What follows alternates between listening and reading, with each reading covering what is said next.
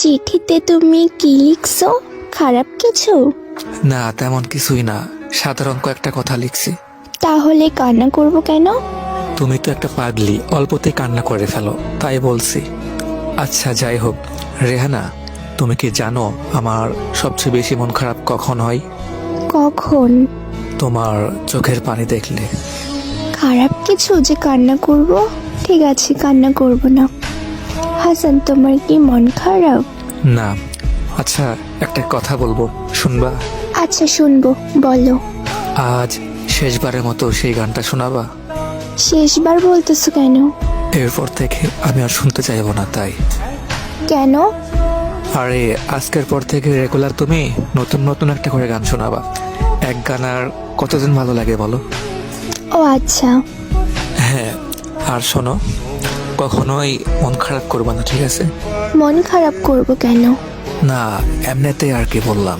তোমার কি হয়েছে আমাকে বলো প্লিজ। আরে পাগলি, তেমন কিছুই না। আচ্ছা ঠিক আছে, রাত অনেক হয়েছে, এখন ঘুমাও। আচ্ছা ঠিক আছে, তুমি ঘুমাও। আচ্ছা শোনো, বলো।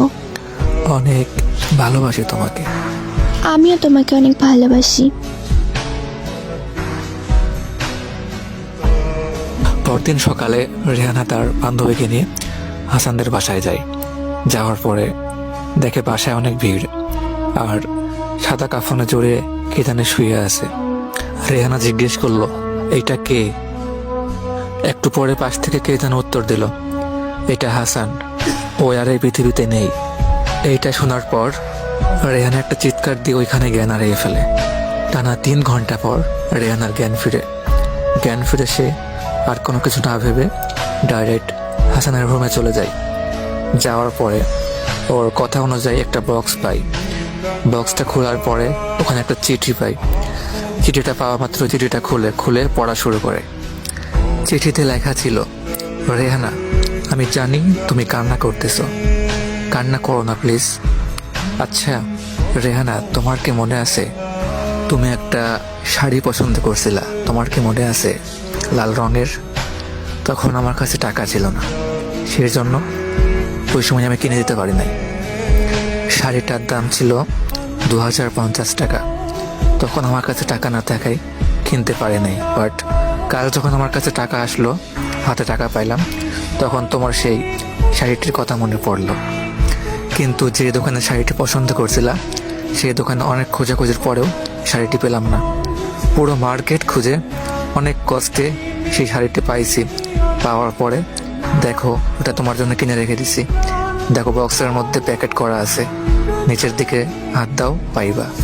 শাড়িটি কিন্তু পরবা তুমি। এখন তুমি নিশ্চয়ই ভাবতেছো যে আমি এতগুলো টাকা কোথায় পাইছি। আশরাফ খানকে তো তুমি চেনোই, তোমার বাবার পরিচিত। উনি একটা নতুন ওষুধ তৈরি করছে।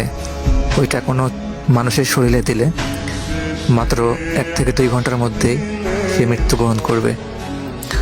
আর সে ওষুধটি পরীক্ষা করার জন্য একটি মানুষের বডি দরকার ছিল। সেই বডিটি আমি দিয়েছি। মনে করো না এমনি এমনি দিয়ে দিছি। আমাকে বলা হয়েছিল আমি যদি আমার বডিটা দিই তাহলে বিনিময়ে আমাকে 5 লক্ষ টাকা দিবে। আর আমি তো একটা ব্যর্থ ছেলে, আমার বাবার হার্টের অসুখ আছে, তার কোনো চিকিৎসা করতে পারতেছি না। তার চিকিৎসার জন্য 2 লক্ষ টাকা লাগবে। আর আমি যে 5 লক্ষ টাকা পাবো, এখান থেকে 2 লক্ষ টাকা দিয়ে বাবার চিকিৎসা হয়ে যাবে এবং আমাদের সংসারটা ভালো চলে যাবে। বেঁচে থাকতে তো সংসারের জন্য কিছুই করতে পারলাম না, কিন্তু আমার মৃত্যুতে যদি আমার বাবা সুস্থ হয় এবং আমাদের সংসারটা ভালো চলে, তাহলে এটাই আমার জন্য ঠিক। আর এদিকে আমার বোনেরও বিয়ে দিতে হইব।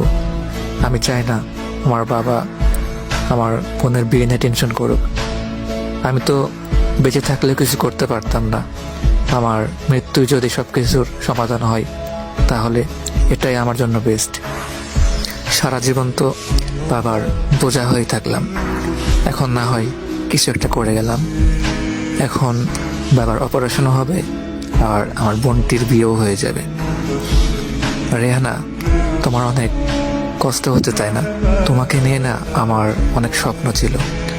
আমাদের ছোট্ট একটি সংসার হবে, দুজনে একসঙ্গে থাকবো, অনেক ভালোবাসবো তোমাকে। কিন্তু দেখো, তোমাকে স্বার্থপরের মতো একা করে চলে গেলাম। আর তুমি না আমাকে ভুলে যেও।